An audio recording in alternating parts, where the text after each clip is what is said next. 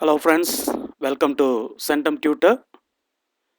நம்ம இன்னைக்கு PGTRB காமர்ஸில் யூனிட் 5ல costing methods and techniques of costing different cost கான்செப்டை பற்றி பார்க்க போகிறோம். இதில் தியரியும் பார்த்துட்டு அப்படி டெஸ்ட் நம்பர் 2 கண்டினியூ பண்ண போகிறோம். First one, indicate which of the following fall under the category methods of costing, techniques of costing, system of costing. நம்ம ஃபஸ்ட்டு வீடியோவில் பார்த்தோம், நீங்களும் படிச்சிருப்பீங்க. டிஃப்ரெண்ட் காஸ்டிங், டிஃப்ரெண்ட் நேம் பார்த்துருப்பீங்க. காஸ்டிங் நிறைய விதமான காஸ்டிங் பார்த்துருப்பீங்க. Differential costing, contract costing, standard costing, uniform costing அப்படின்னு சொல்லி படிச்சிருப்பீங்க. இதில் எந்த காஸ்டிங் எல்லாம் மெத்தட்ஸ் ஆஃப் காஸ்டிங், எதெல்லாம் டெக்னிக்ஸ் ஆஃப் காஸ்டிங், எதெல்லாம் சிஸ்டம் ஆஃப் காஸ்டிங். நம்ம பொதுவாக வந்து எல்லாத்தையுமே மெத்தட் அப்படின்னு பண்ணிடுவோம். மெத்தட் ஆஃப் காஸ்டிங் அப்படின்னு படிச்சிருவோம். டைப் ஆஃப் காஸ்டிங் ரெட்டிங்கில் எல்லாமே மெத்தட் ஆஃப் காஸ்டிங் தான் சொல்லுவோம் generally. But there is a slight difference இருக்குது. Method of costing, technique of costing, system of costing அப்படின்னு. இப்போ எதெல்லாம் சிஸ்டம் ஆஃப் காஸ்டிங், எதெல்லாம் மெத்தட் ஆஃப் காஸ்டிங், எதெல்லாம் டெக்னிக் ஆஃப் காஸ்டிங் பார்க்கலாம். அதுக்கு முன்னால் அதோடைய ஒவ்வொன்றுடைய மீனிங்கும் நம்ம பார்த்துடலாம். பாருங்கள், ஒரு 10 காஸ்டிங் இங்கே கொடுத்துருக்கேன். ஒன்று வந்து first differential costing. Differential costing அப்படின்னா என்ன அப்படின்னு பார்க்கும்போது, அதாவது சேஞ்ச் இன் காஸ்ட். காஸ்ட் எப்படி மாறுது, சேஞ்ச் இன் காஸ்ட் எதனாலன்னு கேட்டிங்கன்னா, due to change in pattern or method of product.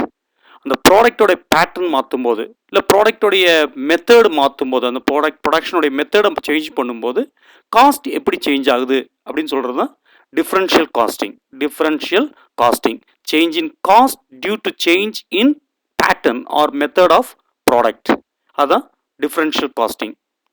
ரெண்டாவது கான்ட்ராக்ட் காஸ்டிங். கான்ட்ராக்ட் காஸ்டிங் அப்படின்றது ஒரு ஜாப் ரொம்ப பெருசாக இருந்தாலோ, ஸ்ப்ரெட் ஓவர் லாங் பீரியட், ரொம்ப காலத்துக்கு நடக்கக்கூடிய ஒரு ஜாபோ இருந்தாலோ அதோடைய காஸ்டிங் வந்து கான்ட்ராக்ட் காஸ்டிங் வாங்க. அப்போ கான்ட்ராக்ட் காஸ்டிங்கிறது job is big and spread over long பீரியடாக இருந்தால் அது கான்ட்ராக்ட் காஸ்டிங். நெக்ஸ்ட் வந்து standard costing. Standard costing, standard costing அப்படின்றது வந்துட்டு ஆக்சுவலியும் ஸ்டாண்டர்ட் காஸ்டிங் கம்பேர் பண்ணுறது.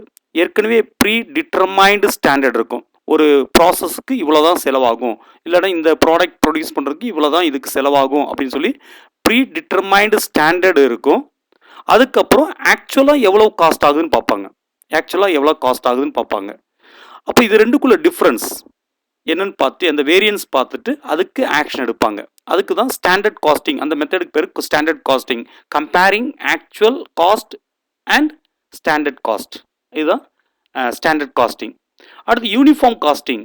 யூனிஃபார்ம் காஸ்டிங்கிறது சேம் காஸ்டிங் பிரின்சிபிள்ஸை ஆர் ப்ராக்டிஸை யூஸ் பண்ணுவாங்க. சேம் காஸ்டிங் பிரின்சிபிள்ஸ், அந்த காஸ்ட் பண்ணுறதுல அந்த பிரின்சிபிள்ஸும் ப்ராக்டிஸும் சேமாக இருக்கும். பை செவரல் அண்டர்டேக்கிங்ஸ், பல அண்டர்டேக்கிங்ஸும் சேம் காஸ்டிங் மெத்தடை, சேம் காஸ்டிங் பிரின்சிபலை யூஸ் பண்ணால் அதுக்கு பேர் யூனிஃபார்ம் காஸ்டிங் அப்படின்னு பேர். ஃபிஃப்த் ஒன் பாருங்கள், ப்ராசஸ் காஸ்டிங். ப்ராசஸ் அப்படின் போதே ப்ரொடக்ஷன் வந்து கண்டினியூஸாக இருக்கும்.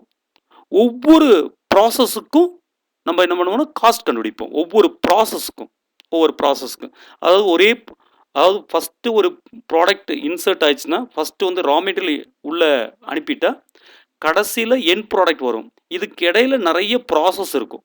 இந்த ப்ராடக்ட் வந்து, இந்த ரா மெட்டீரியல் வந்து பல ப்ராசஸை கடந்து தான் ஃபினிஷ்டு ப்ராடக்டாக வெளியே வரும். அப்போ ஒவ்வொரு ப்ராசஸ்க்கும் எவ்வளோ காஸ்ட் ஆகுது அப்படின்னு கண்டுபிடிக்கிறது தான் ப்ராசஸ் காஸ்டிங். ஸோ ப்ரொடக்ஷன் வந்து கண்டினியூஸாக இருக்கணும். காஸ்ட் ஃபார் ஈச் ப்ராசஸ் அப்படி பார்க்குறது. அடுத்து பேட்ச் காஸ்டிங். பேட்ச் அப்படின்னா, அதாவது ஒவ்வொரு யூனிட்டாக சொல்லாமல், ஒவ்வொரு யூனிட்டாக ஒரு பேட்ச், ஒரு பேக்கில் வந்து 10 யூனிட் இருக்கும். அதுக்கு எவ்வளோ காஸ்ட். ஒரு டாய்ஸ் அப்படி எடுத்துகிட்டா, டாய்ஸ் அப்படி எடுக்கும்போது ஒரு பேக்கில் வந்து 10 டாய்ஸ் இருக்கும். அப்போ அதுக்கு அந்த பேட்சுக்கு எவ்வளோ காஸ்ட் அப்படின்னு சொல்கிறது தான் பேட்ச் காஸ்டிங். அதாவது இந்த பேட்ச் காஸ்டிங் அப்படின் போதே இன்னொரு கொஸ்டின் கூட கேட்கலாம். இது வந்து ஜாப் காஸ்டிங்கோட எக்ஸ்டென்ஷன்.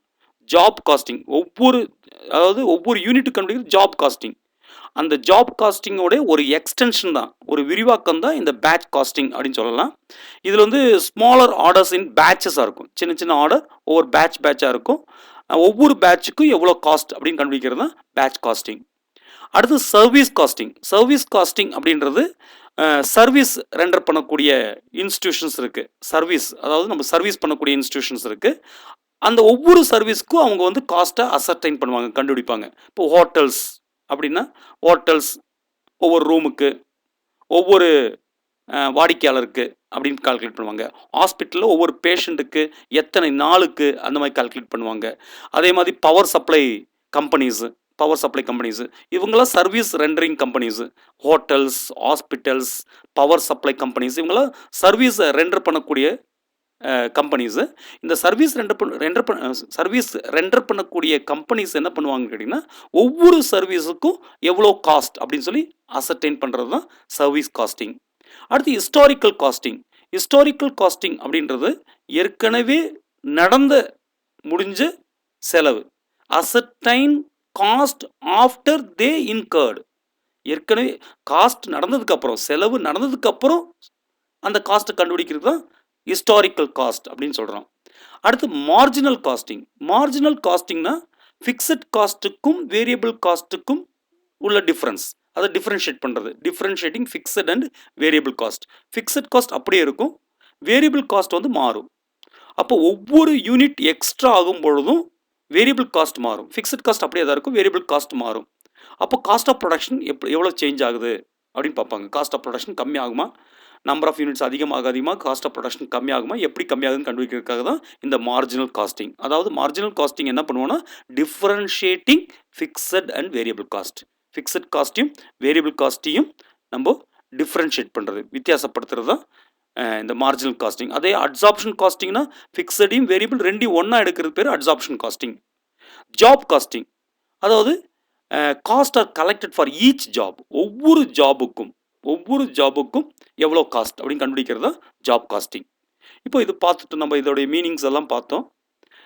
இதெல்லாம் வந்து இந்த ஒவ்வொன்றும் இது டெக்னிக்கா இல்லை மெத்தடா இல்லை சிஸ்டம் ஆஃப் காஸ்டிங்கா அப்படின்னு பார்க்கலாம். இந்த டிஃப்ரென்ஷியல் காஸ்டிங் அதாவது பேட்டர்ன் சேஞ்ச் ஆகும்போது இல்லைன்னா மெத்தட் சேஞ்ச் ஆகும்போது காஸ்ட்டும் சேஞ்ச் ஆகும். அதை வந்து என்ன சொல்கிறாங்கன்னா டெக்னிக் ஆஃப் காஸ்டிங் அப்படின்னு சொல்லுவோம். டெக்னிக் ஆஃப் காஸ்டிங் அப்படின்னு சொல்லுவோம். கான்ட்ராக்ட் காஸ்டிங்னா ஒரு ஜாப் வந்து பிக்காவோ இல்லை ஸ்ப்ரெட் ஓவர் லாங் பீரியடாகவோ இருந்தால் கான்ட்ராக்ட் காஸ்டிங். அது வந்து it is a method of costing, அது ஒரு மெத்தட் ஆஃப் காஸ்டிங். இந்த ஸ்டாண்டர்ட் காஸ்டிங் அப்படின்றது ஆக்சுவல் காஸ்டிங்கையும் ஸ்டாண்டர்ட் காஸ்ட்டையும் கம்பேர் பண்ணுறது. It is a system of costing. Uniform costing அப்படின்றது வந்துட்டு சேம் காஸ்டிங் பிரின்சிபலையும் ப்ராக்டிஸையும் செவரல் அண்டர்டேக்கிங்ஸ் வந்துட்டு யூஸ் பண்ணிக்குவாங்க. அது வந்துட்டு ஒரு சிஸ்டம் ஆஃப் காஸ்டிங். அடுத்து ப்ராசஸ் காஸ்டிங். ஒவ்வொரு ப்ராசஸுக்கும் ப்ரொடக்ஷன் கண்டினியூஸாக இருக்கும். அதுக்கு அந்த ப்ரொடக்ஷன் கண்டினியூஸாக இருக்கும்போது அது தேர் ஆர் டிஃப்ரெண்ட் ப்ராசஸ் இருக்கும். ஒவ்வொரு ப்ராசஸ்க்கும் காஸ்ட் கண்டுபிடிக்கிறது வந்து it's a method of costing. Batch காஸ்டிங்னா ஒவ்வொரு பேட்சுக்கும் நம்ம காஸ்ட் கண்டுபிடிப்போம். ஒவ்வொரு பேட்சுக்கும் ஆக்சுவலி இது வந்து ஜாப் காஸ்டிங்கோட எக்ஸ்டென்ஷன் பார்த்தோம். ஒவ்வொரு பேட்சுக்கும் காஸ்ட் கண்டுபிடிக்கிறது வந்து it's a method of costing. Service காஸ்டிங்னா சர்வீஸ் ரெண்டர் பண்ணக்கூடிய இன்ஸ்டிடியூஷன்ஸ் இருக்குது. ஹாஸ்பிட்டல், ஹோட்டல்ஸ் எல்லாம் சொன்னோம். அங்கே வந்து ஒவ்வொரு சர்வீஸுக்கும் காஸ்ட்டு அசர்டைன் பண்ணுவோம். அதான் சர்வீஸ் காஸ்டிங்கிறோம். It is a method of costing. அதேமாதிரி ஹிஸ்டாரிக்கல் காஸ்ட்னா ஏற்கனவே நடந்து முடிஞ்ச ஒரு காஸ்ட்டை கண்டுபிடிக்கிறது தான், அசர்டைன் பண்ணுறது தான் ஹிஸ்டாரிக்கல் காஸ்ட் பார்த்தோம். It is a system of costing. Marginal காஸ்டிங்னா ஃபிக்ஸட் காஸ்ட்டுக்கும் வேரியபிள் காஸ்ட்டுக்கும் உள்ள அது ரெண்டையும் டிஃப்ரென்ஷியேட் பண்ணுறது. ஃபிக்ஸட் காஸ்ட் அப்படியே இருக்கும், வேரியபிள் காஸ்ட் வந்து ஒவ்வொரு யூனிட்டுக்கு மாறும். அப்போ எவ்வளோ காஸ்ட் சேஞ்ச் ஆகுதுன்னு கண்டுபிடிக்கிறது தான் இந்த மார்ஜினல் காஸ்டிங். இது இஸ் டெக்னிக் ஆஃப் காஸ்டிங் அப்படின்னு சொல்லலாம். மார்ஜினல் காஸ்டிங்கை டெக்னிக் ஆஃப் காஸ்டிங் அப்படின்னு சொல்லலாம். அதேமாதிரி ஜாப் காஸ்டிங் அப்படின்றது ஒவ்வொரு பொருளுக்கும் காஸ்ட் கண்டுபிடிக்கிறது இஸ் மெத்தட் ஆஃப் காஸ்டிங் அப்படின்னு சொல்லலாம். இது வந்து கொஞ்சம் திரும்ப பார்த்து அதோட மீனிங் தெரிஞ்சுட்டு அது வந்து மெத்தட் ஆஃப் காஸ்டிங்கா, டெக்னிக் ஆஃப் காஸ்டிங்கா, சிஸ்டம் ஆஃப் காஸ்டிங்கான்னு நீங்கள் அண்டர்ஸ்டாண்ட் பண்ணிக்கணும். நெக்ஸ்ட் கொஸ்டின் பாருங்கள். Name the methods of costing. இப்போ ஜென்ரலாக மெத்தட்ஸ் தான் யூஸ் பண்ணுவாங்க. Technique of costing, system of costing எல்லாம் ஜெனரலாக நம்ம வந்து மெத்தட்ஸ் ஆஃப் காஸ்டிங்னே யூஸ் பண்ணிக்குவோம். So name the methods of costing most appropriate to the following industries. இப்போ நம்ம நிறைய இண்டஸ்ட்ரீஸ் கொடுக்கலாம். எந்தெந்த இண்டஸ்ட்ரிக்கு எந்தெந்த மெத்தட் ஆஃப் காஸ்டிங் வந்து அப்ராப்ரியேட்டாக இருக்கும் அப்படின்னு கேட்கலாம். இது ஒவ்வொரு கொஸ்டினாக கிரியேட் பண்ணி போடும்போது இதே ஒரு 15 இண்டஸ்ட்ரீஸ் கொடுத்துருக்கேன். இதே மாதிரி நிறைய இண்டஸ்ட்ரீஸ் கொடுக்கலாம். இந்த 15 படிக்கும்போதே உங்களுக்கு வந்து what type of costing is appropriate for different industries நம்ம தெரிஞ்சுக்கலாம். ஒவ்வொரு கொஸ்டினாக கிரியேட் பண்ணியிருந்தா இதே நிறைய கொஸ்டின் ஆயிரும். அதனால தான் ஒரே இதில் கொடுத்துருக்கேன். Name the methods of costing most appropriate to the following industries. Ship building, இதுக்கு என்ன type costing? Toy manufacturing, readymade garments, chemical works, road transport company, painters and decorators, cement manufacturing, soap manufacturing, bicycle manufacturing, electric supply company, oil refinery, printing press, pharmaceutical company, gas company, constructional company. இப்போ இதில் பாருங்கள் different industries கொடுத்தாச்சு. இந்த ஒவ்வொரு இண்டஸ்ட்ரியிலையும் எந்த method of காஸ்டிங்கை நம்ம அப்ராப்ரியேட்டாக இருக்குன்னு சொல்லணும். இப்போது அதுக்கு முன்னால் நம்மளுக்கு என்ன தெரியும்னா, நம்ம ஏற்கனவே படிச்சிட்டோம் டிஃப்ரென்ஷியல் காஸ்டிங்னா என்ன, கான்ட்ராக்ட் காஸ்டிங் எங்கே வரும். பிக்காக இருந்தால் ஒரு ஜாப் வந்து ரொம்ப பெருசாக இருந்தாலோ இல்லை லாங் பீரியடுக்கு ஸ்ப்ரெட்டாக இருந்தாலோ அது கான்ட்ராக்ட் காஸ்டிங் சொல்லலாம். அதே மாதிரி வந்து பேட்ச் காஸ்டிங்னா ஒரு பஞ்சாக போகக்கூடிய பொருளாக இருந்தால் அது பேட்ச் காஸ்டிங்கில் சொல்லலாம். சர்வீஸ் ரெண்டர் பண்ணால் அது சர்வீஸ் காஸ்டிங் அப்படின்னு சொல்லலாம். ஜாப் காஸ்ட்னு ஒவ்வொரு யூனிட்டுக்கு கண்டுபிடிக்கிறதா இருந்தால் ஜாப் காஸ்டிங் அப்படின்னு சொல்லலாம். அப்போ இதெல்லாம் எந்த டைப் ஆஃப் காஸ்டிங் ஒவ்வொன்றுக்கு யூஸ் பண்ணுறதுன்னு பார்க்கலாம். பாருங்கள், ஃபஸ்ட்டு ஷிப் பில்டிங். இது வந்து லாங் பீரியட் ஆகும். It's very big contract, very big job, very big job. It take a long period of time. So it is a contract costing தான் சூட்டபிளாக இருக்கும்.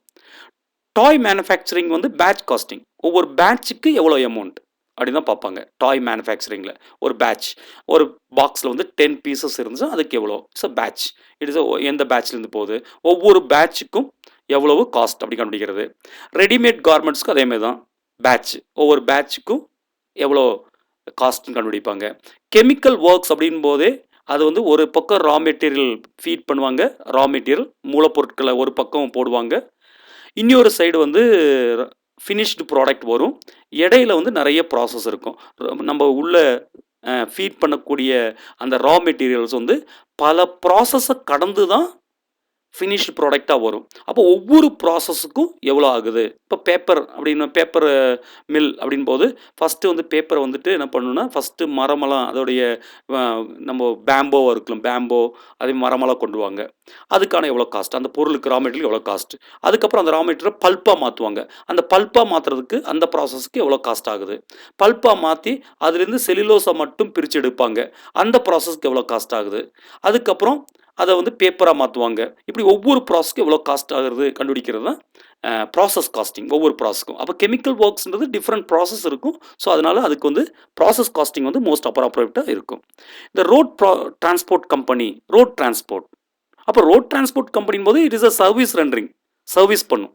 அது பேசஞ்சர் சர்வீஸாக இருக்கலாம், இல்லை டிரான்ஸ்போர்ட் கூட்ஸை டிரான்ஸ்போர்ட் பண்ணக்கூடிய கம்பெனியாக இருக்கலாம். So totally they are rendering services. So அவங்க சர்வீஸ் காஸ்டிங், ஒவ்வொரு சர்வீஸ்க்கும் ஒவ்வொரு காஸ்ட் இருக்கும். So service costing is more appropriate for road transport company. Printers and decorators. Printers and டெக்கரேட்டர்ஸ்க்கு வந்து ஒரு பீஸ், ஒரு ஜாபுக்கு இவ்வளோ காசு அப்படின்னு தான் பண்ணுவாங்க. பிரிண்டர்ஸ் அண்ட் டெக்கரேட்டர்ஸ் வந்து இங்கே வந்து ஈச் ஜாபுக்கு எவ்வளோ காஸ்ட் அப்படின்னு தீர்மானிப்பாங்க. அது வந்து job costing. Cement manufacturing. Cement manufacturing அப்படின்போது ஆப்ரேட்டிங். இது வந்து ஒன், அதாவது மல்டிப்புளும் இருக்குது, சிங்கிளும் இருக்குது. இங்கே சிங்கிள் ஆப்ரேட்டிங்கில். ஆப்ரேட்டிங் அப்படின்னு வரும்போது நம்ம பார்த்துருக்கோம், ஆப்ரேட்டிங்கில் வந்துட்டு கண்டினியூஸாக இருக்கணும். சிமெண்ட் மேனுஃபேக்சரிங் வந்து கண்டினியூஸ் ப்ராசஸ். அப்போது கண்டினியூஸ் ஆப்ரேட்டிங்கில் வந்து பாருங்கள், ஆப்ரேட்டிங்கில் வந்து கண்டினியூஸாக இருக்கும், ப்ராசஸும் கண்டினியூஸாக தான் இருக்கும், ஆப்ரேட்டிங் காஸ்ட்டும் கண்டினியூஸ் தான். என்ன வித்தியாசம்னு கேட்டிங்கன்னா, ஆப்ரேட்டிங்கில் வந்து ஐடென்டிக்கலாக இருக்கும், ஐடென்டிக்கல் ப்ராடக்ட். ப்ராசஸில் டிஃப்ரெண்ட்டாக இருக்கும். அப்போ ஆப்ரேட்டிங் வந்துட்டு சிமெண்ட் மேனுஃபேக்சரிங் வந்து ஆப்ரேட்டிங் காஸ்ட் வந்து அப்ராப்ரியேட்டாக இருக்கும். சோப் மேனுஃபேக்சரிங்கில் வந்து ப்ராசஸ், ஏன்னா டிஃப்ரெண்ட் ப்ராசஸாக இருக்கும். பைசைக்கிள் மேனுஃபேக்சரிங்கில் பார்த்தீங்கன்னா இந்த மாதிரி மேனுஃபேக்சரிங், பைசைக்கிள், ஆட்டோமொபைல் அப்படியெல்லாம் வந்து அசம்பிளிங் இண்டஸ்ட்ரீஸ். அது டிஃப்ரெண்ட் பார்ட்ஸ் டிஃப்ரெண்ட் பிளேஸஸில் ப்ரொடியூஸ் பண்ணுவாங்க, டிஃப்ரெண்ட் பார்ட்ஸை ப்ரொடியூஸ் பண்ணுவாங்க. ஒவ்வொரு பார்ட்டுக்கும் ஒவ்வொரு டைப் ஆஃப் காஸ்டிங் இருக்கும். லாஸ்ட்ல இதெல்லாம் கொண்டு வந்து மொத்தமாக அசம்பிள் பண்ணுறது தான் பைசைக்கிள் மேனுஃபேக்சரிங். அதனால இது மல்டிபிள் காஸ்டிங் வந்து பெஸ்ட்டாக இருக்கும். டிஃப்ரெண்ட் காஸ்டிங்காக அதில் யூஸ் பண்ணிக்குவோம். எலக்ட்ரிக் சப்ளை கம்பெனி அப்படின்றது, எலக்ட்ரிக் சப்ளை கம்பெனி வந்து ஒரு சர்வீஸ் இண்டஸ்ட்ரி. அதனால சர்வீஸ் காஸ்டிங் வந்து பெஸ்ட்டாக இருக்கும். ஆயில் ரிஃபைனரி, அதில் வந்து க்ரூட் ஆயில் கொண்டுருவாங்க. அந்த க்ரூட் ஆயிலை ப்ராசஸ் பண்ணுவாங்க, ப்ராசஸ் பண்ணி டிஃப்ரெண்ட் ப்ராடக்ட் எடுப்பாங்க. டிஃப்ரெண்ட் பை ப்ராடக்ட் வரும் அங்கே. அதாவது different product kerosene, petrol, diesel, தார், அதே மாதிரி பார்த்தீங்கன்னா இந்த நாப்தலின், இந்த மாதிரி நிறைய ப்ராசஸில் டிஃப்ரெண்ட் டெம்பரேச்சரில் டிஃப்ரெண்ட் ப்ராடக்ட்டை ப்ரொடியூஸ் பண்ணுவாங்க. ஸோ ஆயில் ரிஃபைனரி வந்து ஒரு ப்ராசஸ் காஸ்டிங் வந்து பெட்டராக இருக்கும். ஒவ்வொரு ப்ராசஸ்க்கு எவ்வளோ காஸ்ட் ஆகுன்றது பெட்டராக இருக்கும். அதனால தான் பெட்ரோல் விலையும் டீசல் விலையும் மண்ணெண்ணெய் விலையும் டிஃப்ரெண்ட்டாக இருக்கிற காரணம் ப்ராசஸ் காஸ்டிங். ஒவ்வொரு ப்ராசஸ் அந்த டீசலை ப்ரொடியூஸ் பண்ணுறதுக்கான ப்ராசஸில் இவ்வளோ காஸ்ட் ஆகுது, பெட்ரோல் ப்ராசஸிங்கில் இவ்வளோ காஸ்ட் ஆகுது, கெரோசின் ப்ராசஸில் இவ்வளோ, கெரோசின் ப்ரொடியூஸ் பண்ணுற ப்ராசஸில் இவ்வளோ காஸ்ட் ஆகுது. So it is a process costing is best for oil refinery. Printing ப்ரெஸ்ஸில் ஜாப் காஸ்ட், ஒவ்வொரு ஜாபுக்கும் எவ்வளோ காஸ்ட் பிரிண்டிங் ப்ரெஸ். பார்மசூட்டிக்கல் கம்பெனியில் ஒரு பேட்ச், அதாவது பேட்ச் நம்பர் போட்டிருப்பாங்க, இந்த மெடிசன் வந்து இந்த பேக் வந்து இந்த பேட்ச் நம்பர் அப்படின்வாங்க. ஸோ பார்மசூட்டிக்கல் கம்பெனியில் பேட்ச் காஸ்டிங் இஸ் பெஸ்ட்டாக இருக்கும். கேஸ் கம்பெனி அப்படின்றது service rendering company, so service costing அது. கன்ஸ்ட்ரக்ஷன் கம்பெனி வந்து லாங் கன்ஸ்ட்ரக்ஷன், எந்த ஒரு கன்ஸ்ட்ரக்ஷனாக இருந்தாலும் சரி, it is a big in size, job வந்து பிக்காக இருக்கும், ஸ்ப்ரெட் ஓவர் லாங் பீரியடாக இருக்கும். அதனால கன்ஸ்ட்ரக்ஷன் கம்பெனி வந்து கான்ட்ராக்ட் காஸ்டிங் வந்து பெஸ்ட்டாக இருக்கும். இப்போ எக்ஸாம்பிள் கேட்கும்போது என்ன பண்ணுவாங்க, ஏதாவது ஒன்று தான் கேட்பாங்க. அதாவது in ship building which method of costing is appropriate, அவங்க 4 ஆப்ஷன் கொடுத்துருவாங்க. அப்போ நீங்கள் சொல்லணும் கான்ட்ராக்ட். அப்போது ஒவ்வொரு இந்த காஸ்டிங்கையும் அதோட மீனிங் ப்ராப்பராக அண்டர்ஸ்டாண்ட் பண்ணியிருந்தால் நம்ம இந்த இண்டஸ்ட்ரீஸ்க்கெல்லாம் என்னன்னு சொல்கிறதுக்கு முடியும். நெக்ஸ்ட் பாருங்கள், costing is a technique of, காஸ்டிங்கிறது டெக்னிக் ஆஃப் வாட்? ஏற்கனவே நம்ம பார்த்தோம், லாஸ்ட் வீடியோவில் பார்த்தோம். காஸ்டிங்கிறது டெக்னிக் ஆஃப் அசர்டைனிங் காஸ்ட், அந்த காஸ்ட் அடக்க விலையை கண்டுபிடிக்கிறது தான் காஸ்டிங் அப்படின்னு சொல்கிறோம். So costing is a technique of ascertaining cost அப்படின்னு சொல்லலாம். இதில் 4 ஆப்ஷன் கொடுத்துருப்பாங்க, நீங்கள் சூஸ் பண்ண வேண்டிய costing is a technique of கொடுத்து 4 ஆப்ஷன் கொடுத்துருந்தா நீங்கள் சூஸ் பண்ண வேண்டிய ஆப்ஷன் வந்து ascertaining cost. Cost accounting has been developed because of days of financial accounting. Cost accounting அப்படின்னு சொல்லி ஒரு செப்பரேட் பிரான்ச் அக்கௌண்டிங்கில் டெவலப் ஆகிறதுக்கு காரணம் ஃபினான்ஷியல் அக்கௌண்டிங்கில் இருக்கக்கூடிய டேஷ் என்கிட்ட லிமிடேஷன்ஸ், குறைபாடுகள். ஃபினான்ஷியல் அக்கௌண்டிங்னா ஒன்லி மானிட்ரி ஃபேக்டர் மட்டும், மானிட்ரி இன்ஃபர்மேஷன்ஸ் மட்டும்தான், பணம் சம்மந்தப்பட்ட இன்ஃபர்மேஷன் மட்டும்தான் எடுப்பாங்க.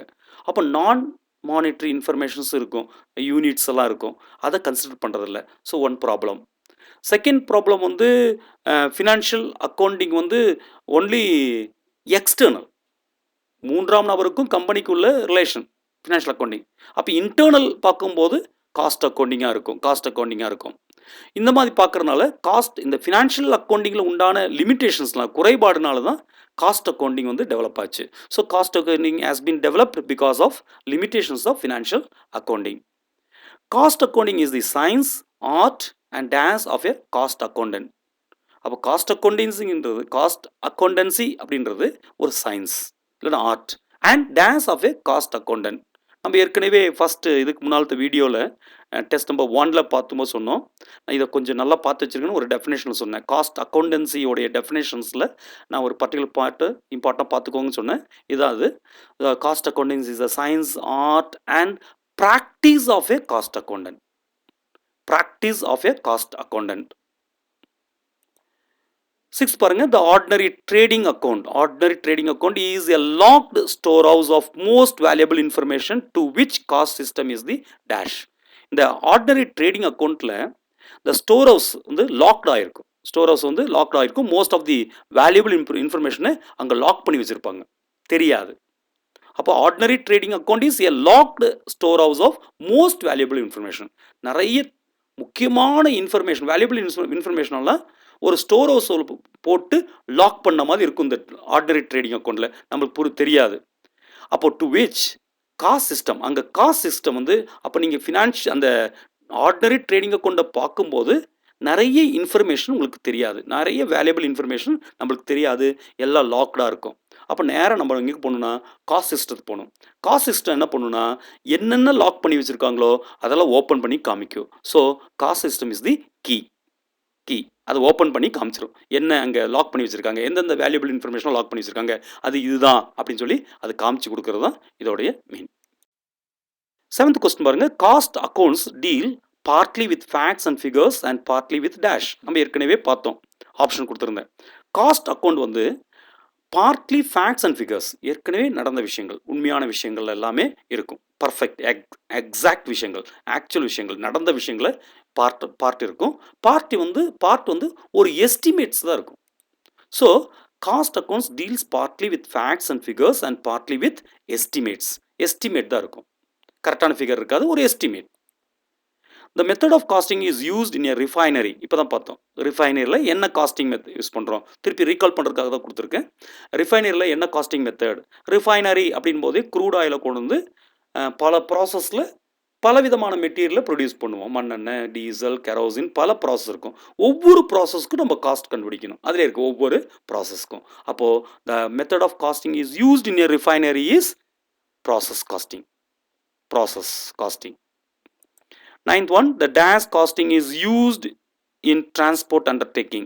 எந்த காஸ்டிங் வந்து டிரான்ஸ்போர்ட் அண்டர்டேக்கிங் யூஸ் பண்ணுவோம். ஸோ டிரான்ஸ்போர்ட் அப்படின்னு வரும்போது நமக்கு தெரியணும், service rendering institution, service rendering undertakings. அப்போ சர்வீஸ் போகும்போது it's a service costing. Answer is service costing. Cost unit in a college may be a dash. Cost unit இது பார்க்கணும். அடுத்த வீடியோவில் தான் நம்ம cost unit, cost centre, profit சென்டரில் பற்றியெல்லாம் பார்க்க போகிறோம். இதில் முன்னாலே ஒரு சின்ன ஒரு இன்ஃபர்மேஷன்ஸ்க்காக இதில் போட்டிருக்கேன். Cost unit in a college may B dash.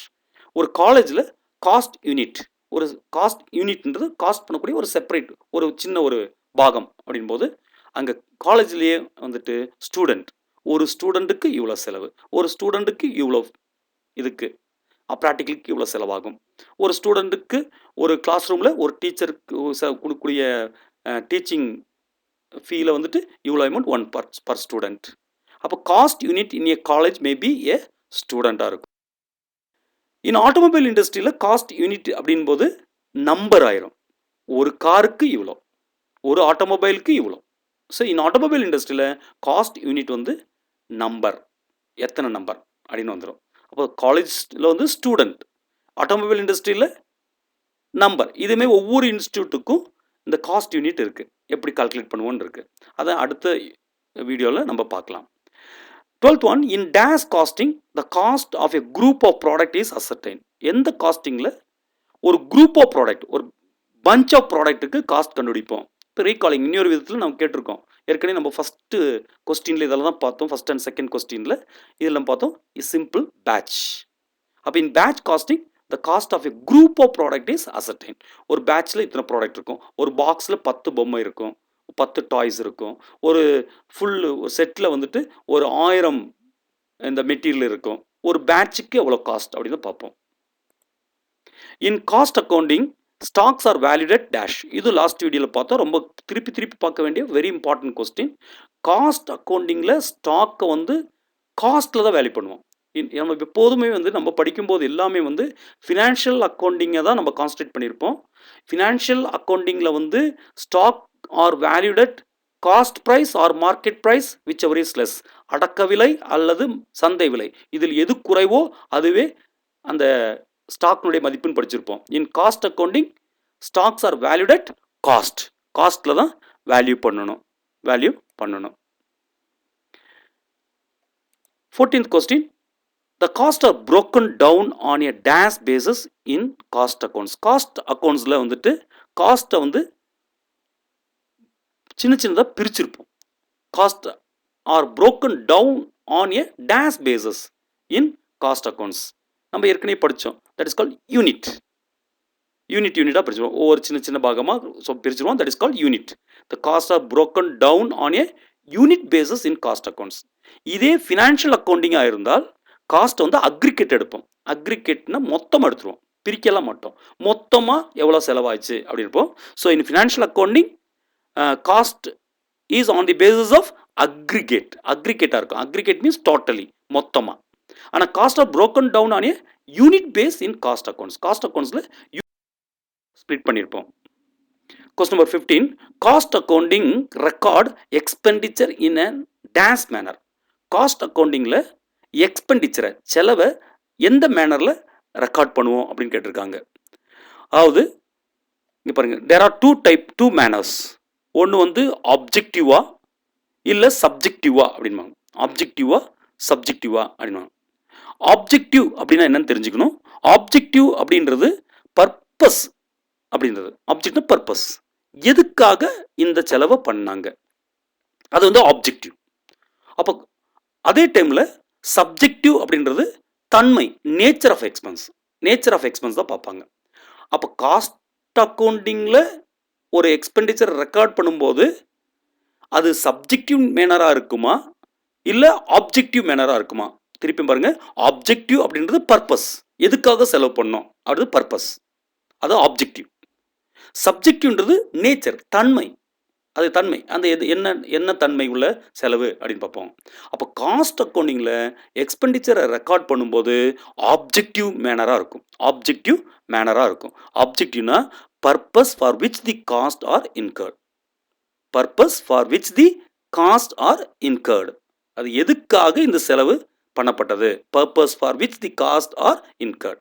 இதே ஃபினான்ஷியல் அக்கௌண்டிங்கில் வந்து எக்ஸ்பெண்டிச்சரை ரெக்கார்ட் பண்ணும்போது சப்ஜெக்டிவாக தான் இருக்கும், சப்ஜெக்டிவ் மேனராக இருக்கும். அதாவது நேச்சர் ஆஃப் எக்ஸ்பென்ஸ் தான் இருக்கும். அது டைரக்ட் எக்ஸ்பென்ஸா இன்டைரக்ட் எக்ஸ்பென்ஸா அந்த மாதிரி தான் இருக்கும். Direct expense, indirect expense. அங்கே வந்து எதுக்காக செலவு பண்ணோன்னு இல்லை, அது டைரக்ட் எக்ஸ்பென்ஸா இன்டைரக்ட் எக்ஸ்பென்ஸா. So it is a subjective. சப்ஜெக்டிவ்ன்றது நேச்சர், அது டைரக்டா இன்டைரக்டா, சப்ஜெக்டிவ் நேச்சர். ஆப்ஜெக்டிவ்ன்றது purpose for which the cost are incurred, எதுக்காக இந்த செலவு பண்ணோம். அப்போ காஸ்ட் அக்கௌண்டிங்கில் வந்து பர்பஸ் மெயினாக இருக்கும். So objective nature. இதே ஃபினான்ஷியல் அக்கௌண்டிங்காக இருந்தால் சப்ஜெக்டிவ், நேச்சர் ஆஃப் எக்ஸ்பென்ஸ் மேனராக இருக்கும். Question number 16. Cost accounts are concerned with dash transactions which do not form the basis of payment or receipts of cash. Cost accounts எது கூட concerned ஆயிருக்கும், எந்த transaction கூட concerned ஆயிருக்கும் அப்படின்னு கேட்குறாங்க.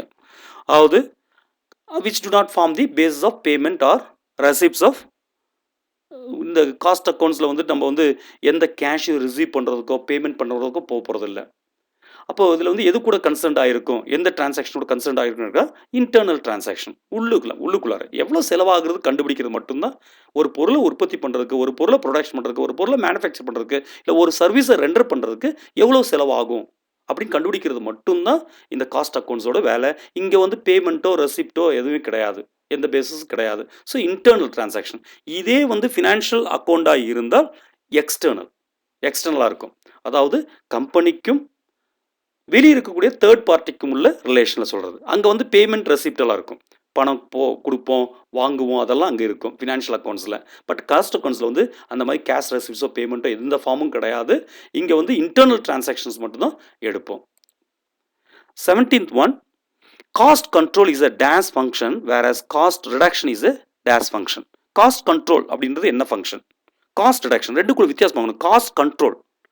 காஸ்ட் கண்ட்ரோல் அப்படின்றது வந்து என்னென்னு கேட்டிங்கன்னா, ஏற்கனவே காஸ்ட் கண்ட்ரோல் பண்ணுறது அப்படின்றது வந்து ஏற்கனவே ஒரு ஸ்டாண்டர்ட் வச்சுருப்பாங்க.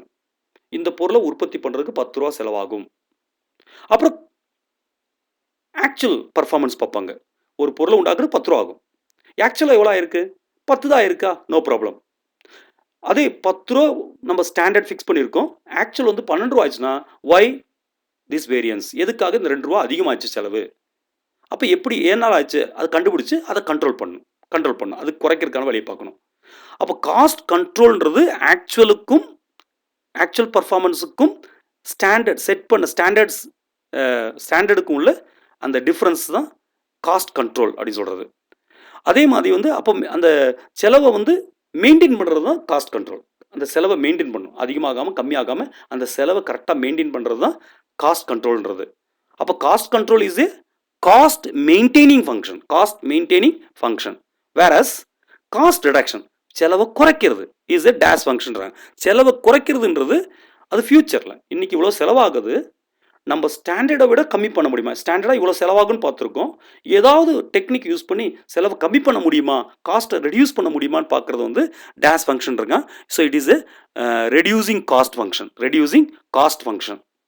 அப்போது cost control is a preventive, இது அதாவது காஸ்ட்டை மெயின்டைன் பண்ணுறது.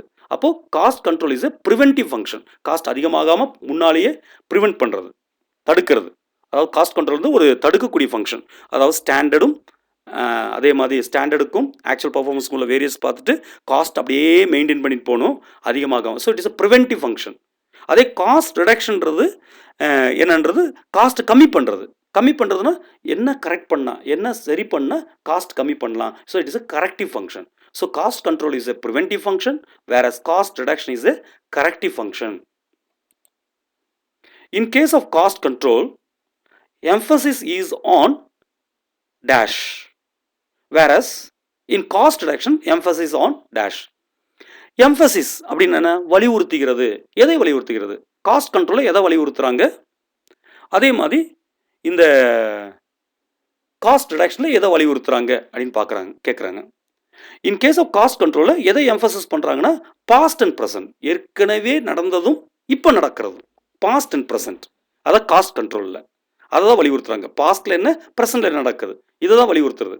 அதே காஸ்ட் ரிடக்ஷனில் இப்போ என்ன நடந்துட்டு இருக்கு, ஃபியூச்சரில் என்ன நடக்கும், இப்போ வந்து இவ்வளோ காஸ்ட்டாக இருக்குது, ஃபியூச்சரில் அதை எப்படி கம்மி பண்ணலாம், that is call past and future. பாருங்கள் எப்படி பாருங்கள், இந்த காஸ்ட் கண்ட்ரோல் அப்படின்றது ஏற்கனவே பாஸ்ட்டில் இவ்வளோ இருக்குது, பாஸ்ட்டில் ஏற்கனவே செட் பண்ணி வச்சுருக்காங்க, இவ்வளோ பாஸ்ட் எக்ஸ்பீரியன்ஸ் வச்சுட்டு இவ்வளோ தான் காஸ்ட் செலவாகும் அப்படின்னு வச்சுருக்காங்க. ஸ்டாண்டர்ட் ஏற்கனவே பாஸ்ட் எக்ஸ்பீரியன்ஸ் வச்சு தான் ஸ்டாண்டர்ட் ஃபிக்ஸ் பண்ணுவாங்க.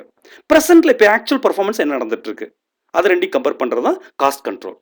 இதே காஸ்ட் ரிடக்ஷன்றது ப்ரெசென்ட்ல இவ்வளோ செலவாகிட்டு இருக்கு, ஃபியூச்சரில் அதை எப்படி கம்மி பண்ண முடியும் அப்படி பார்க்குறதா cost reduction. So cost reduction emphasis on present and future. எம்ஃபசிஸ்ன்றது எதை வலியுறுத்துகிறது அப்படின்றது. இந்த வீடியோ பிடிச்சிருந்தா நீங்கள் லைக் பண்ணுங்கள், ஷேர் பண்ணுங்கள், கமெண்ட் பண்ணுங்கள், மறக்காமல் சப்ஸ்கிரைப் பண்ணுங்கள். கண்டினியூஸாக நான் வீடியோ அப்லோட் பண்ணிகிட்டே இருப்போம் இந்த எக்ஸாம் வர வரைக்கும். அதுக்கு முன்னாலே உங்களுக்கு இந்த லெசன்ஸ் எல்லாம் கம்ப்ளீட் பண்ணி ரிவிஷன் தொடங்குவோம். ஏன்னா இதிலேயே கம்ப்ளீட் ஆகாது, திரும்ப திரும்ப ரிப்பீட் பண்ணிகிட்டே இருந்தால் மட்டும்தான் நீங்கள் வந்து ஸ்கோர் பண்ண முடியும், ஒரு கொஸ்டினை ஈஸியாக அட்டன் பண்ண முடியும். நீங்களும் வேறு புக்ஸை ரெஃபர் பண்ணுங்கள். Wish all the best. Thank you for watching this video.